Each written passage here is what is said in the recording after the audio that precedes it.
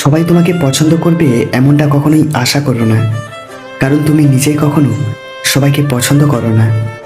লোকে আপনার নামে বদনাম করে মোট তিনটি কারণে। এক, তারা আপনার মতো হতে চায় কিন্তু হতে পারে না। দুই, তারা চায় না কেউ উপরে উঠুক। আর তিন, আপনার যা আছে তাদের তা নেই। পৃথিবীর রং বদলায় সূর্য ডুবলে, মানুষের রং বদলায় স্বার্থ ফুরালে। প্রতিটা বিবাহিত মেয়ের দীর্ঘশ্বাসে মিশে থাকে তার স্বামীর অবহেলা, অসম্মান ও কথার আঘাত। স্ত্রীর গায়ে হাত তোলার আগে 100 বার ভাববেন যে ভবিষ্যতে আপনার মেয়েরও বিয়ে হবে। আপনার মেয়ের গায়ে যদি তার স্বামী হাত তুলে, তাহলে আপনি বাবা হয়ে সেটা মেয়ের মুখে শুনলে আপনার কেমন লাগবে? আপনার স্ত্রী কখনোই আপনাকে বলবে না আমাকে দামি গাড়ি কিনে দাও, যদি আপনি মাঝে মধ্যে স্ত্রীকে নিয়ে খোলা রিকশায় এই শহরটা একটু ঘুরে বেড়ান। পুরো সংসারের কাজ করার পরেও আপনার স্ত্রী বলবে না আমার কষ্ট হচ্ছে, যদি আপনি আপনার স্ত্রীকে ভালোবেসে কপালে একটা চুমু খান, তার কাজে একটু হাত বাড়ান এবং বলেন সারাদিন অনেক করেছো। শুধু পারফেক্ট মেয়ে না, পারফেক্ট মানুষ বলেও কেউ নাই।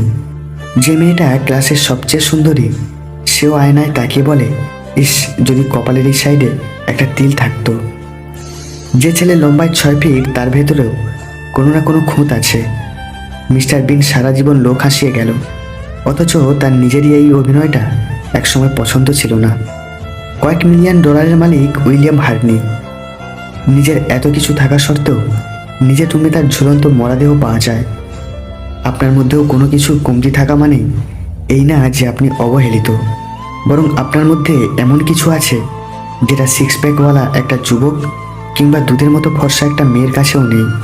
বিবাহিত নারীরা সেই পুরুষকে নিজের সব কিছু উজাড় করে দেয়, যেই পুরুষ বিশ্বাসের দ্বারা তার মন জয় করতে পারে। জীবনের 3টি মন্ত্র: অতি আনন্দে কাউকে কথা দিও না, রাগের সময় উত্তর দিও না, দুঃখের সময় কোনো ডিসিশন নিও না। পয়সা হলো অতিথি আর একতা হলো আমাদের সংস্কৃতি। তাই অর্থের অহংকারে পরিবার থেকে কখনো আলাদা হও না। একটা মানুষ তখনই নিজেকে আড়াল করার চেষ্টা করে যখন সে দেখে তার মূল্য কারো কাছে সেই আগের মতো নেই। ভাগ্যিস চোখের জলের কোনো রং নেই, না হলে সকালের বালিশটা রাতের সব কষ্টের কথা ফাঁস করে দিত। অপেক্ষা করা ভালো, কিন্তু যে এর মূল্য বোঝে না তার জন্য অপেক্ষা করাটা বোকামি। একটা সময়ের পর আমরা নীরবতার প্রেমে পড়ি, মানুষের ভিড়ের চেয়ে একা থাকতেই বেশি ভালোবাসি। কষ্টগুলো নিজের মধ্যে চেপে রাখার শক্তিটা সবার থাকে না, কারো কারো কষ্টগুলো চোখের জল হয়ে বেরিয়ে আসে।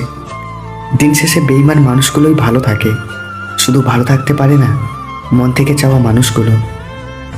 কিছু বছর পর যখন পিছন ফিরে তাকাবেন, তখন বুঝবেন যা হয়েছিল সব ভালোই হয়েছিল। মানুষ মায়া আর আবেগ ত্যাগ করতে পারে না বলে ভালো থাকতে পারে না।